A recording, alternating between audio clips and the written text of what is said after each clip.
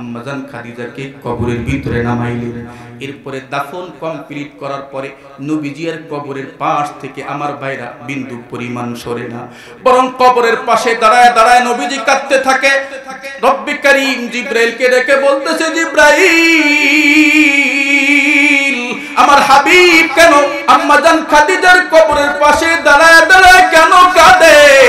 আমি আল্লাহ তো আমার হাবিবের কান্না সহ্য করতে পারি না। হে জিবরাইল, তাড়াতাড়ি করে তুমি আমার হাবিবের কাছে চলে যাও, যে জিজ্ঞাসা করো মায়ুবুকিকা ইয়া রাসূলুল্লাহ, আল্লাহর নবী গো, কোন জিনিস আপনারে কাঁদায়? এই খাদিজার কবরের পাশে দাঁড়ায় দাঁড়ায় কেন কাঁদেন? এই আল্লাহ পাকের পাগল। এরপরে জিবরিল আমিন নবীজির কাছে এসে বলতেছেন, ইয়া রাসূলুল্লাহ, আপনি আম্মাজান খাদিজার কবরের পাশে দাঁড়ায় দাঁড়ায় কেন কাঁদেন? আপনার রব আপনার কান্না সহ্য করতে পারে না, আপনি কেন এখানে দাঁড়ায় দাঁড়ায় কাঁদতেছেন? আল্লাহ পাক রব্বুল আলামিন জানতে চেয়েছেন আপনি কবরের পাশে দাঁড়ায় দাঁড়ায় কেন কাঁদেন? আরে নবীজি তখন চোখের পানি ছেড়ে দিয়ে জিবরাইলকে বলতেছে, জিবরাইল, আমার খাদিজা দিনের জন্য কত কুরবানি করলেন, খাদিজার এত অর্থ আর সম্পদ সবগুলো দিনের জন্য কুরবানি করছে, তারপর জীবনে খাদিজা আমার নবীর কাছে তেমন কোনোদিন কিছুই চাই নাই। জীবনের অন্তিম মুহূর্তে তিনটা জিনিস চেয়েছিল। এ জিবরাইল, আমি নবী দুইটা জিনিস পূরণ করেছি, এখনো পর্যন্ত একটা জিনিস পূরণ করতে পারি নাই। এখনো পর্যন্ত কবরের খাদিজার কবরের প্রশ্নের উত্তর আমি নবী দিতে পারি নাই। এই জন্য খাদিজার পিছনের কথা মনে করে করে আমি নবী কাঁদি। জিবরাইল রব্বে কারীমকে যখন বললেন, ও আল্লাহ, আপনার হাবিব আম্মাজান খাদিজার কবরের পাশে দাঁড়ায়া অপেক্ষার প্রহার গুনতেছে খাদিজার কবরের প্রশ্নের উত্তর দেওয়ার জন্য। আল্লাহু আকবার। রব্বে কারীম জিবরাইলকে বললেন, জিবরাইল, তাড়াতাড়ি করে তুমি আমার হাবিবের কাছে চলে যাও। আমি আল্লাহ ওই খাদিজার উপরে এত বেশি রাজি আর খুশি হয়ে গিয়েছি, স্বয়ং আমি আল্লাহ খাদিজার কবরের প্রশ্নের উত্তর দেওয়ার জন্য তৈরি হয়ে আছি। আমার ভাইরা কথাগুলো বলতেছিলাম, তাহলে আম্মাজান খাদিজার মতো মহিষী নারী দিনের জন্য এত খেদমত আর কুরবানি করার পরও কবর নিয়ে কি পরিমাণ টেনশন, কবর নিয়ে কি পরিমাণ চিন্তা। এই আল্লাহ পাকের পাগল, ওই কবরের ভিতরে যখন কবর হলো মানুষের জীবনের প্রথম ঘাঁটি, ওই ঘাঁটিতে যদি আপনি ধরা পড়ে যান, পুরা ঘাঁটিতে আপনার ধরা পড়তে পড়তে যাইতে হবে। এই আল্লাহর পাগল, আমার কথাগুলি একটু হৃদয়ঙ্গম করবেন। আল্লাহ পাক রব্বুল আলামিন বলেছেন, ইসরাফিল যখন দ্বিতীয় ফুৎকার দিবে, জমিন থেকে তখন মানুষ তো বের হবে। ওয়াখরাজাতিল আরদু আসফালাহা ওয়া ক্বালাল ইনসানু মা লাহা, তখন মানুষ বলবে জমিনের কি হলো, আজকে জমিন কেন সব কিছুকে বের করে দিল? এই আল্লাহ পাকের পাগল। এরপরে জমিন কিন্তু হেলতে আর দুলতে থাকবে, মানুষের মাথার মুঠো মাত্র উপরে সূর্য থাকবে, মানুষ বিক্ষিপ্ত করে চারিদিকে ঘুরবে। লিউরাউ আমালাহুম, তারা আমলনামা পেয়েছে, সবাই বুঝতে পারবে আমি কি পরিমাণ ভালো কাজ করছি আর কি পরিমাণ বদ কাজ করছি, প্রত্যেকে কিন্তু দেখতে পাবে। এই দেখার কারণে মানুষ বিক্ষিপ্ত হয়ে উদ্ভ্রান্ত ব্যক্তির মতো ঘুরতে থাকবে।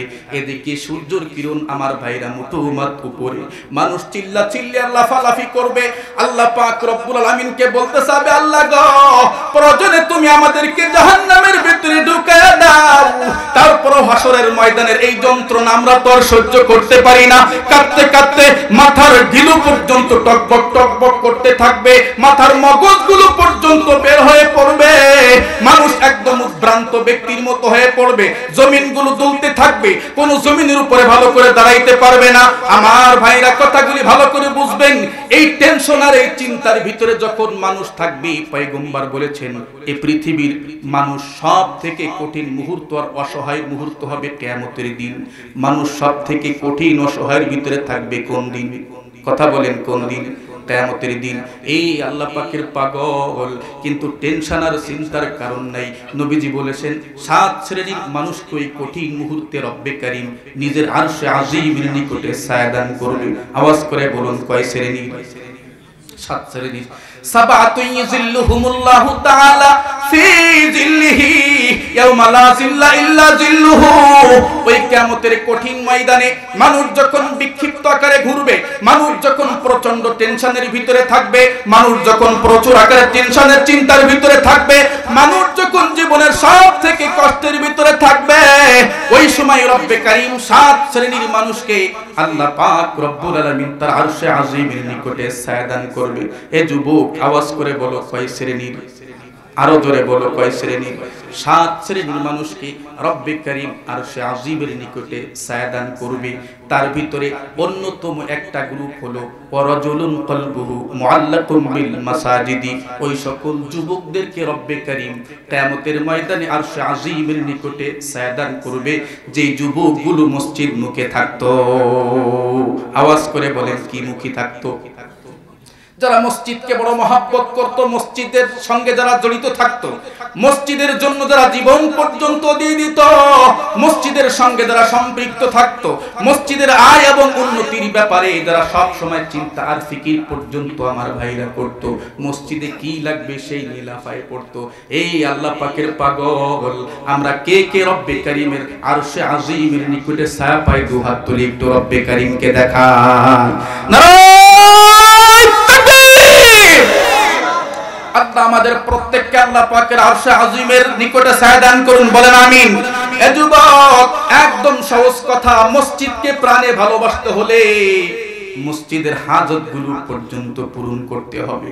দেখি কে রব্বে কারীমের আরশে আজিমের নিকটে ছায়া পেতে চাই। এমন একজন রব্বে কারীমের নিজের ঘর মসজিদের জন্য একটু সহযোগিতা করে মসজিদের সঙ্গে সম্পৃক্ত হবে। বেশি আমি দাবি করব না, মাত্র 10টা হাজার। কে কোন আল্লাহ পাকের পাগল আছে একটু মসজিদের সঙ্গে সম্পৃক্ত হয়ে